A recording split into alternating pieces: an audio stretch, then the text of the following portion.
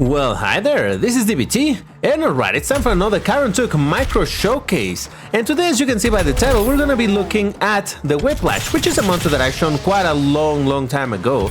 But you know, this being a Redux, it means that I'm gonna be showing the updated sprites for her. And it's a her, right? I think that's the only demon that it's meant to be a female. I'm not sure, whatever, I'm just gonna refer to it as a her. So, let's have a look at the sprites, and you know what this is about.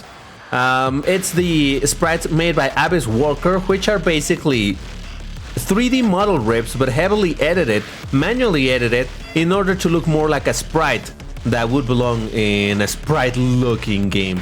So, as usual, I'm loving these sprites so much better than the sprites that I used before, the recolored Heretic sprites. I know that some people definitely like those older type of sprites, but honestly, I think there's people that are focusing on making old school Doom looking monster. I think it was well, honestly, I don't remember the name right now, but there's definitely, I've seen several sprites going around of monsters more in the classic Doom style of sprites, and that's fine. I don't dislike them or anything. It's just that for this particular project we were aiming for this visual style, and I'm rather happy with it. But anyway, as far as the monster itself, honestly, the behavior, it will be very familiar to what I've shown before, where she has basically 3 main attacks, one being the ground attack, the other one being the whip attack, in which, come on, she just did it. Do it again, please. Come on, be good.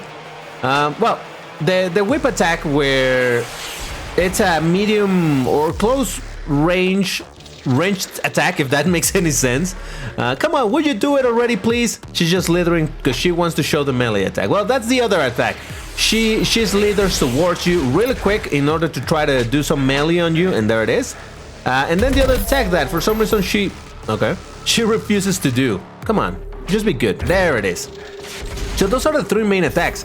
Now, I said that there's a slight change to what you've seen before, because indeed the logic in okay, let me try that again. The logic she follows in order to do the attacks has changed. Basically, when you're when you're way too far, she doesn't attack. She only attacks at a certain range.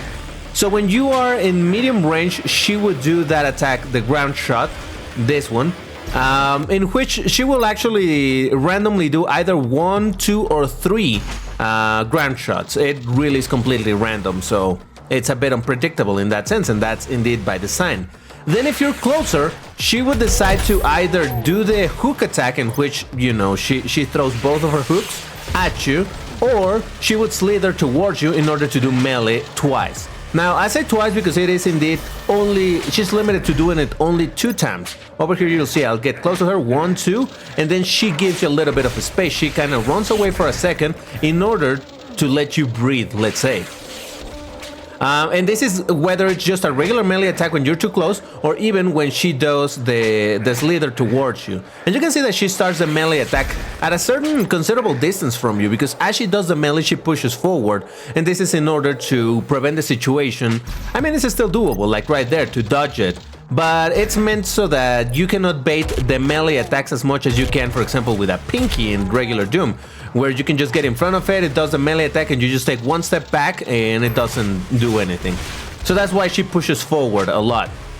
So you can see that she's pretty aggressive, but she definitely gives you a little bit of room to breathe. And on top of that, there's another extra consideration, which is obviously something very simple code-wise, but it helps a ton. When you hurt her, there's a small chance that she will run away for a little bit. This is again for the same purpose of giving you a little bit of breathing room, so that not every monster is pushing forward at all times always. Now, it's the majority of the monsters that are going to be pushing forward, but you know, you do have a little bit of a breather with some of them.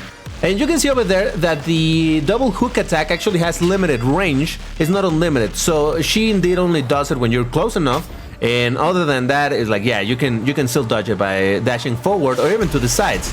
And that is the whole purpose with her. All of the attacks are dodgeable so long as you do it, well, I mean, I guess that's true for every attack of every monster, but these attacks are made so that you can dodge them. For example, over there I was too close, so the hook attack still hit me, but you can always dodge it to the side and you will be just fine, so long as you can react in time. And I think that is just the general gist of the monsters of this mod, and in Doom Eternal, I would say. It's just reacting to what they're doing, except that, there we go, dodge. Except that in Doom Eternal, they tend to be a bit more patient as to how they attack, because, you know, there's the whole system of if there's this many monsters already on you, or if you're doing this or doing that, some monsters won't attack. Now over here, they just go crazy and like to try to kill you. So that is the Whiplash. That's basically the main behavior of it. I don't think there's going to be further changes to her, but as usual, as I keep saying all the time, the balance is work in progress, so there might still be changes. What you see here is not necessarily what you will see once the mod releases. And speaking of releases, there's still no release date for this mod, but as I've said before, in case you missed it, I want to release this mod this year. At what point, I don't know. Maybe it might be on the 31st of December for what I know, but I definitely want to release it this year.